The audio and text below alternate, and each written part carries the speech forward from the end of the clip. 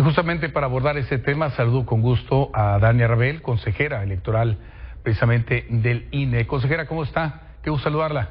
Muy buenos días, Josué. El gusto es mío, a tus órdenes. Gracias. Sin duda es un tema muy importante. Ya hemos visto las propuestas y la posición de ustedes como consejeros. Hoy se notó su ausencia. ¿Fue cuestionada de alguna forma? ¿A qué se debió? Voy a responder tu pregunta, pero nada más quisiera hacer una acotación justamente de la parte que pasaban de lo que comentó Pablo Gómez. Las y los consejeros electorales presentamos más de 300 propuestas, 318 propuestas, y a diferencia de lo que él comentaba, que decía, ni entre ustedes tienen consenso, hay que hacer énfasis que sí tuvimos consenso. Tuvimos consenso en 204 propuestas que son las que se presentaron a esa comisión presidencial. Entonces, entre las consejerías sí tuvimos ese consenso.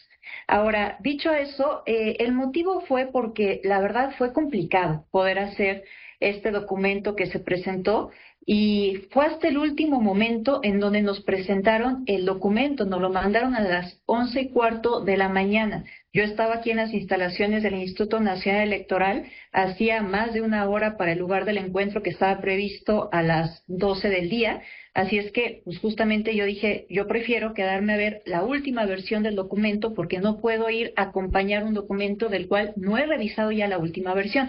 Ese fue el motivo medular por el cual al último momento avisé que ya no iba a asistir, porque para mí sí era muy relevante poder conocer la última versión del documento que íbamos a presentar en ese momento. Claro, y en este tema, obviamente, la importancia de las propuestas más allá de la presencia, como bien le decía, está el tema de la fiscalización, está de los soples, todo esto de alguna forma converge en coincidir con, por este caso, el señor Pablo Gómez.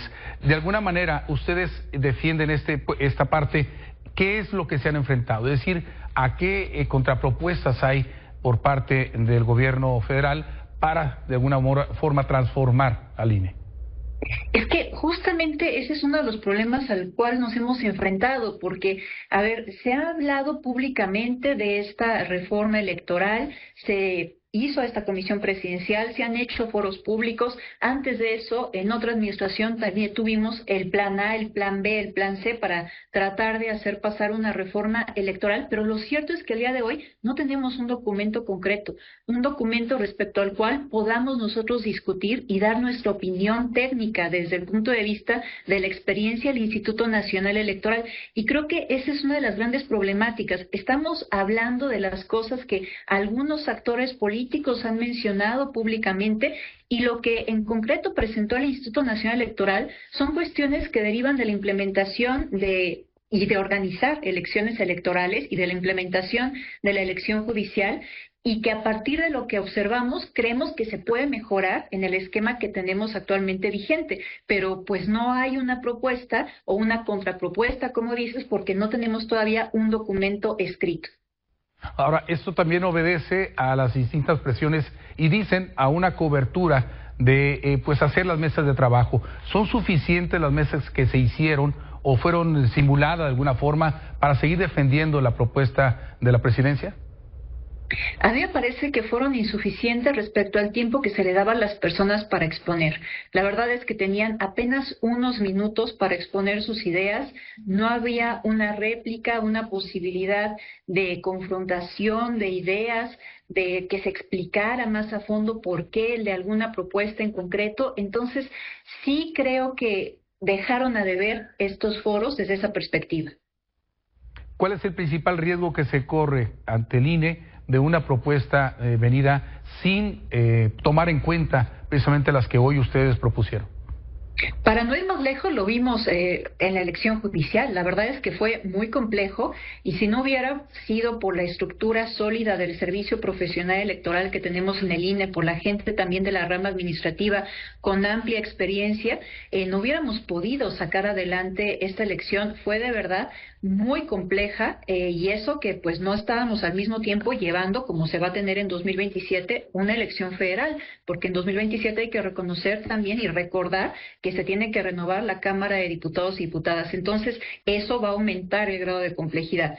Entonces, para no ir más lejos, reitero, hay que voltear a ver lo que pasó en la elección judicial, que además puede ser mucho más complejo con todas las elecciones que vamos a tener para 2027. Ahora, se propone también, y ya lo hemos visto, un recorte de recursos, es decir, ser más eficientes con menos. Esto, de alguna forma, contraviene también lo que ustedes defienden, que es tener los recursos suficientes, ¿no?, para unas elecciones como las que se están anticipando.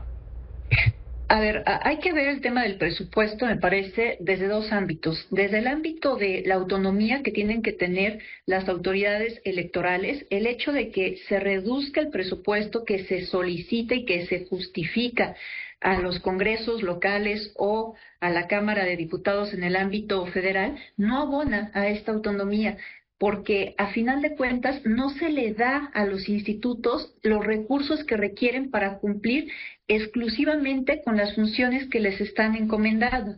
Y eso pone a las autoridades electorales, particularmente a las y los consejeros electorales, en una situación muy compleja de estar yendo a pedir al gobierno, ya sea el gobierno estatal o el gobierno federal, que se le den recursos. Eso se convierte casi en un ruego para que se den recursos, que por supuesto que eso no abona en lo absoluto al tema de la autonomía. Por otro lado, me parece que es insensato querer que las autoridades electorales cada vez hagan más cosas, que tengan más funciones, que se les den más atribuciones, pero que sin embargo eso no esté de la mano de más recursos. Hacer más actividades implica una mayor inversión de recursos. Definitivamente interesante el tema y le agradecemos que en este tiempo nos dé también su postura. Tania Rabel, consejera electoral del INE, muchísimas gracias como siempre. Gracias a ti, Josué. Hasta luego. Buen día.